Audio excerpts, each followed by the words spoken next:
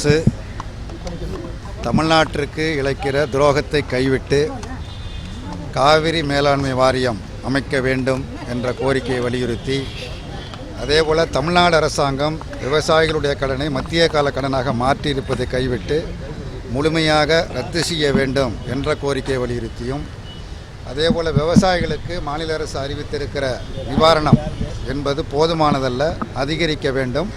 அதிகரிப்பது மட்டுமல்ல, சிறு விவசாயி, குறு விவசாயி, நடுத்தர விவசாயி, பெரிய விவசாயி என பாகுபாடு இல்லாமல் அனைத்து விவசாயிகளுக்கும் வழங்க வேண்டும். விவசாய தொழிலாளர்களுக்கும் நிவாரணம் வழங்க வேண்டும். பூரண மதுவிலக்கை தமிழ்நாட்டில் அமுல்படுத்த வேண்டும்.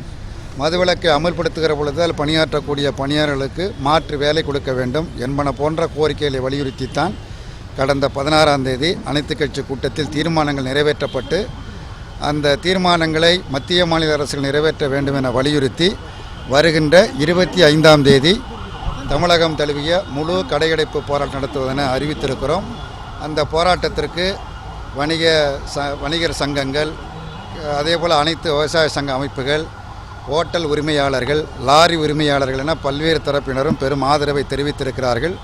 அந்த போராட்டம் முழு வெற்றிகரமாக நடக்க இருக்கிற சூழலில் டெல்லியில் போராடி கொண்டிருக்கிற திரு ஐயாக்கண்ணு அவர்களுடைய தலைமையிலான சங்கமும் இந்த போராட்டத்திற்கு ஆதரவு தரக்கூடிய வகையில் அவர்கள் நடத்தி கொண்டிருக்கிற போராட்டத்தை திருமா அவர்கள், ஸ்டாலின் அவர்கள் குறிப்பிட்டதைப் போல அதை ஒத்தி வைத்துவிட்டு இந்த போராட்டத்தில் பங்கேற்க வேண்டும் என ஐயாக்கண்ணு அவர்களை கேட்டுக்கொள்கின்றோம். நாங்கள் அனைத்து கட்சியினுடைய வேண்டுகோளுக்கு நிச்சயமாக அவர்கள் செவி சாய்ப்பார், ஏற்றுக்கொள்வார் என்று நம்புகிறோம்.